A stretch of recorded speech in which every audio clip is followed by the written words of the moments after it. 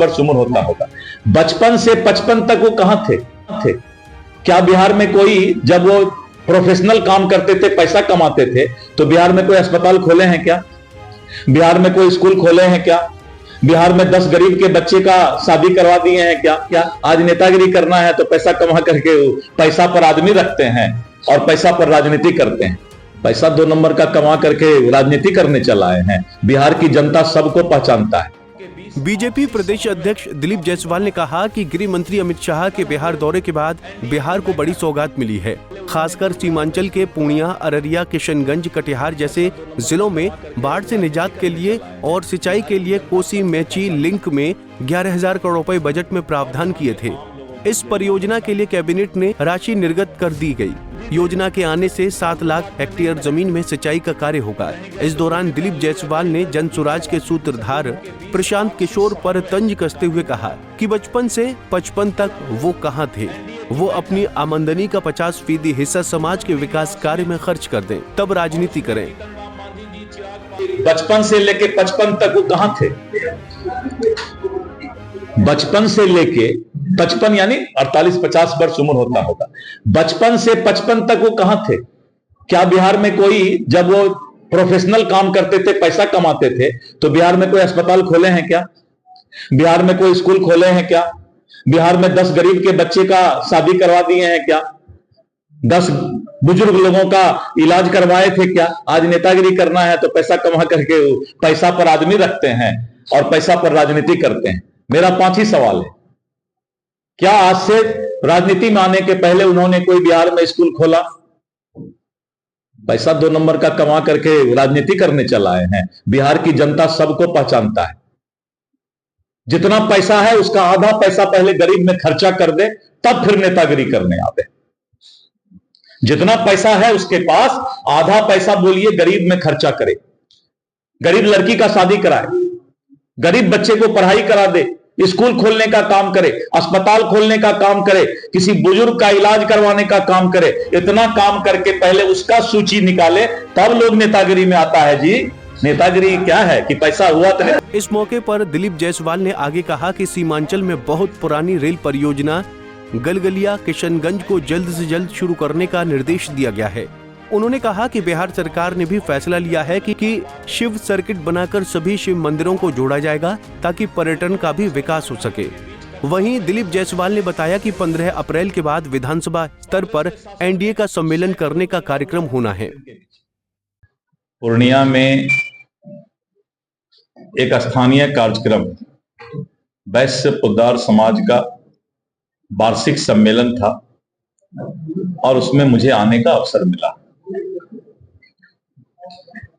आज press conference का मुख्य मकसद है कि कल भारत सरकार के गृह मंत्री श्री अमित शाह जी पटना और गोपालगंज में उनका कार्यक्रम था। एक बहुत बड़ी समस्या किशनगंज, पूर्णिया, कटिहार, अररिया और मधुबनी, अगर नेपाल के सीमावर्ती क्षेत्र को ले तो यहां के जो पुराने लोग हैं उनको पता है कि बाढ़ का प्रलय प्रत्येक साल इधर के किसानों को और यहां के आम लोगों को झेलना पड़ता है। लाखों एकड़ की खेती बाढ़ के प्रकोप में और फसल नष्ट हो जाता है। आज से 15 वर्ष पहले एक महानंदा बेसिन प्रोजेक्ट और उसमें सैकड़ों करोड़ रुपया इस बाढ़ से निजात के लिए मिला था, लेकिन कटिहार से काम शुरू हुआ और हाथी के दांत के तरह वो 200 करोड़ से ज्यादा रुपया कहां समा गया, किस मुंह में समा गया, पता नहीं चला। और इस क्षेत्र के लोग प्रत्येक वर्ष बाढ़ से त्राहित होते रहे। करीब 2 वर्षों से बिहार सरकार के अनुरोध पर भारत सरकार की टीम इस बात को लेकर एरियल सर्वे और धरातल पर सर्वे कर रही थी और बाद में देखा गया कि क्या इस बाढ़ के पानी को हम सिंचाई के लिए संग्रह करके किसानों के जमीन की सिंचाई में उपयोग कर सकते हैं क्या। और भारत सरकार ने करीब 11,000 करोड़ रुपया का कोसी मेची लिंक प्रधानमंत्री सिंचाई परियोजना का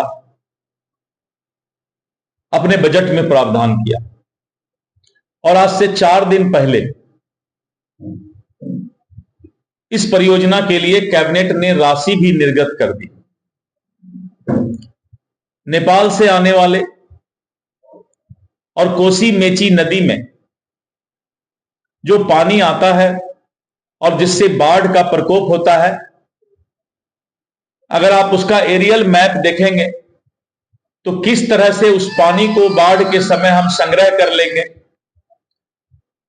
और संग्रह करके कोसी और मेची दोनों नदी को आपस में हम जोड़ रहे हैं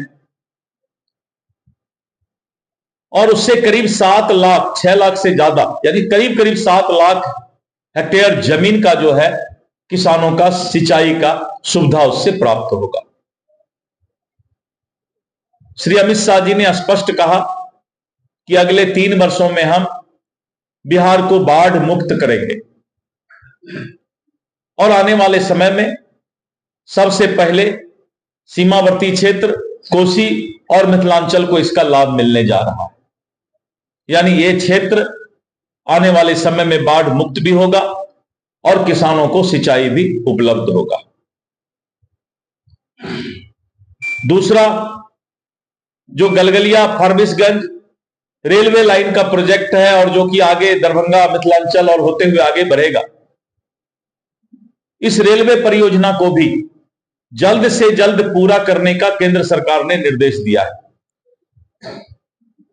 और उसके साथ साथ बॉर्डर रोड जो गलगलिया से शुरू होता है बॉर्डर रोड और अररिया के अगर सिकटी पलासी और उसके आगे नरपतगंज बढ़ते जाइए, जो पहले डोम रोड कहलाता था, बनारस के राजा डोम का जो एक रोड था, और वही रोड आज जो है बॉर्डर रोड के रूप में विकसित हो रहा है।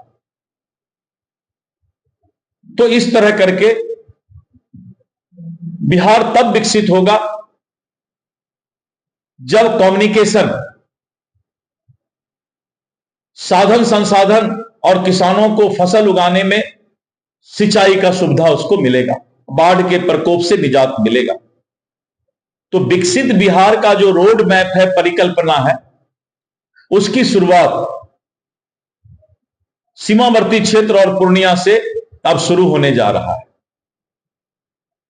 और आप देख रहे हैं कि सिल्लीगुड़ी गोरखपुर 6 लेन जो ग्रीन फील्ड रोड है, पटना पूर्णिया एक्सप्रेस हाईवे बनने का जो अभी प्रोजेक्ट आया है, इन सब चीजों से आने वाले समय में कम्युनिकेशन हमारा बढ़ेगा और जब कम्युनिकेशन बढ़ता है तो वो क्षेत्र विकास करता है।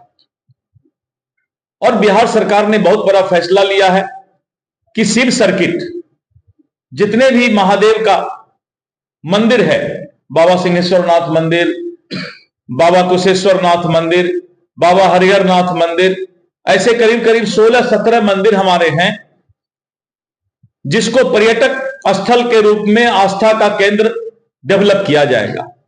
इसीलिए एक एक मंदिर को 50 करोड़ रुपया का राशि, करीब 44 करोड़ का राशि, कहीं 46 करोड़ का राशि, कहीं 123 करोड़ का राशि, और इस तरह करके शिव सर्किट को भव्य। बिहार में इस साल के अंत तक विधानसभा चुनाव होने हैं, लेकिन बीजेपी अभी से क्रेडिट कैंपेन में जुट गई है।